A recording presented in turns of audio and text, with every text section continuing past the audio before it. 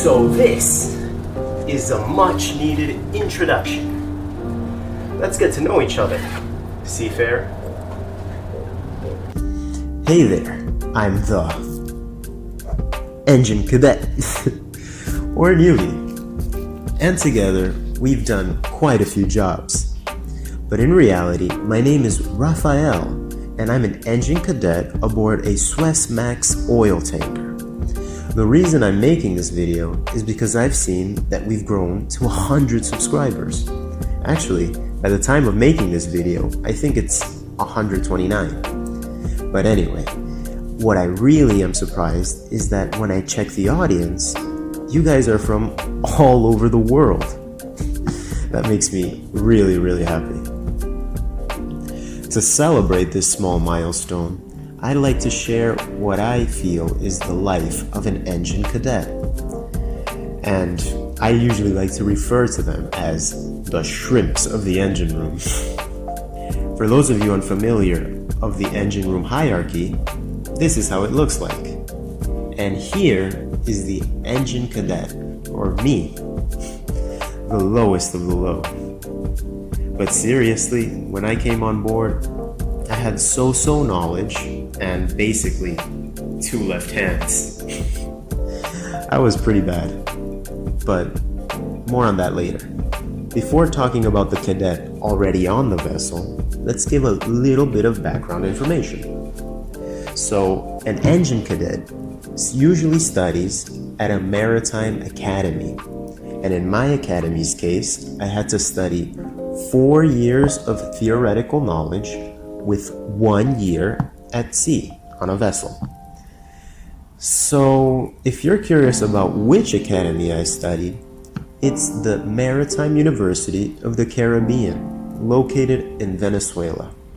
Here you can see a small video made by somebody in the academy. I'll credit him in the description below. It's really nice. Anyway, I feel like I was prepared more or less well, theoretically. However, my practical knowledge was very poor. But that being said, I feel like real working experience on board the vessel is the best. It's what really prepares you to be an engineer.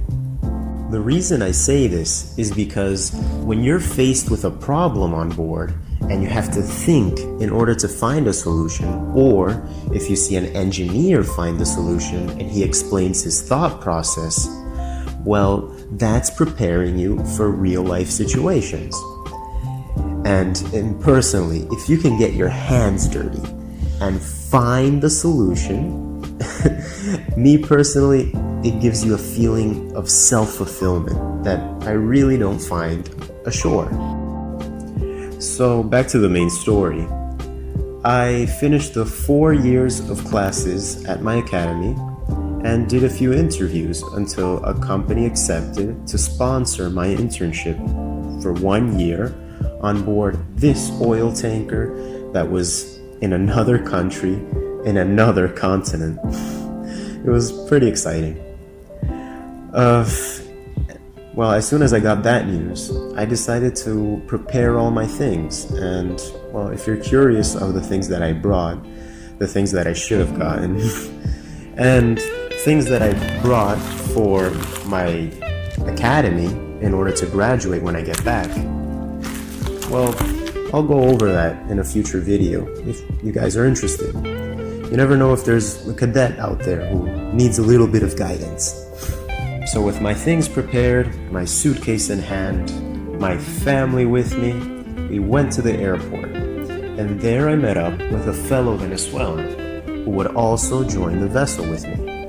He was the 4th engineer and my future mentor. Even though at the time when we introduced ourselves, we didn't really talk much. But anyway, together we went to a new country in a different continent, and we boarded our new home. It was quite an adventure. So there I was, in a totally new environment with people I never met before, and that I would be sharing with for a very long time. Anyway, there were other people signing on or joining with me that were the other engineers. Thankfully, they all had previous experience on this vessel. Well, everyone had, except me. But that wasn't going to stop me, at least in my mind. I'm just going to share the first few days of when I came on board, because I personally feel it was the biggest shock from coming on a vessel. Well, the first thing that happened when I arrived was meet the cadet that was going to go back home. He was actually a fellow Venezuelan from my academy. I had already known him before, and he's a really nice guy. Anyway, he tried to basically explain what he had learned in 1 year in 10 minutes. Quickly we figured out, it wasn't gonna work. But he showed me around the engine room, and then later we agreed to go where the 4th engineers were, so we could experience what was called a handover. A handover is basically what the joining engineer has to know, very important things about his responsibilities, which the engineer that's going to go home has to explain, such as jobs, some problems, or the basic status of the ship. Anyway, it was really interesting, but I had no idea what was going on. My friend, however, he did understand, and I imagine he learned a lot. But it goes to show you, I was and still am a newbie.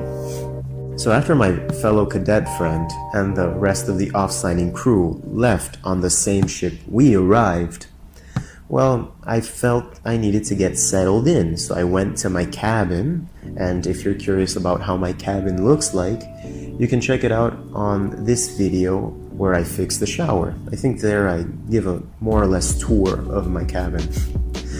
Anyway, I decided to organize all my clothes, put my books away at a really relaxed pace because I felt like, hey, it's the first day. Maybe the other guys are doing the same thing as me, taking it relaxed and doing everything they have to do in their cabins before going to the engine room.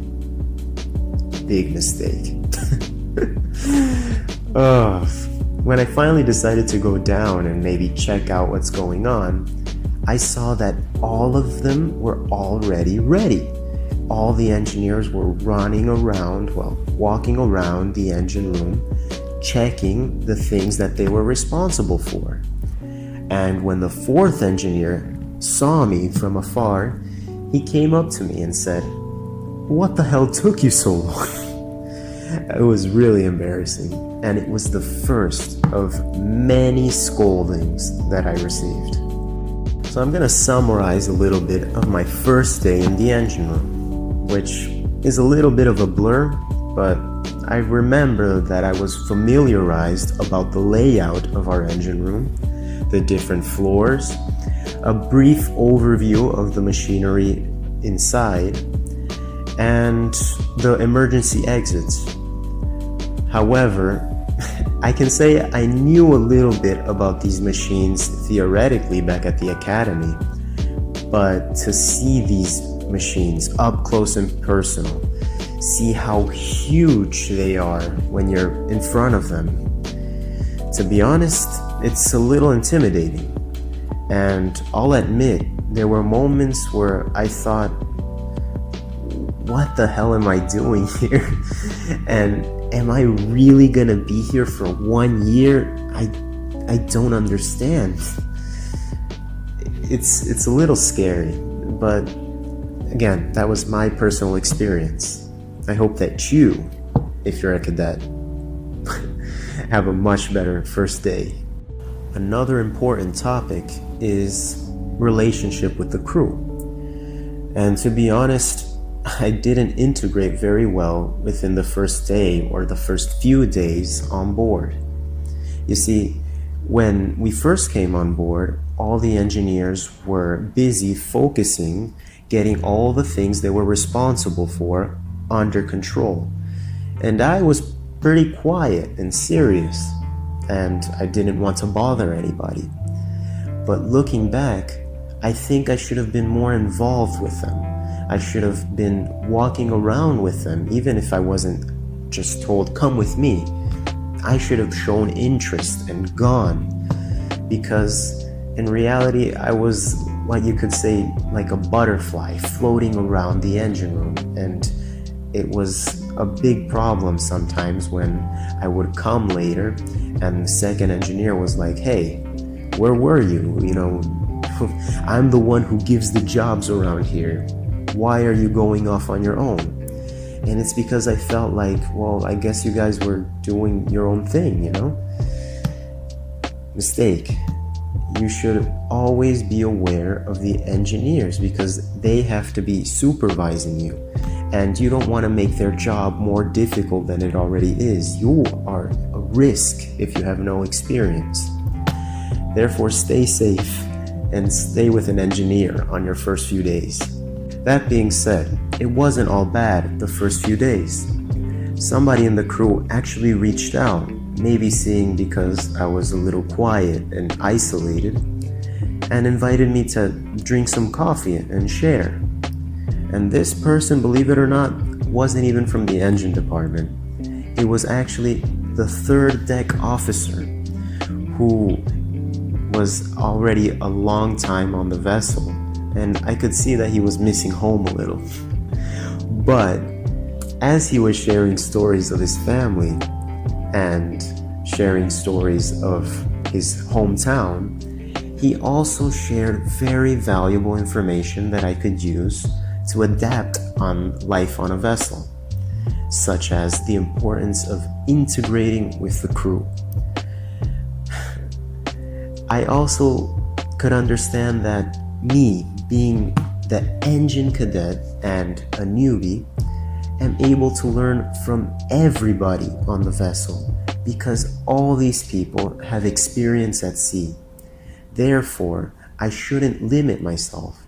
I should be able to accept knowledge from all crew and then later think and analyze which is the one that can help me adapt well to the vessel.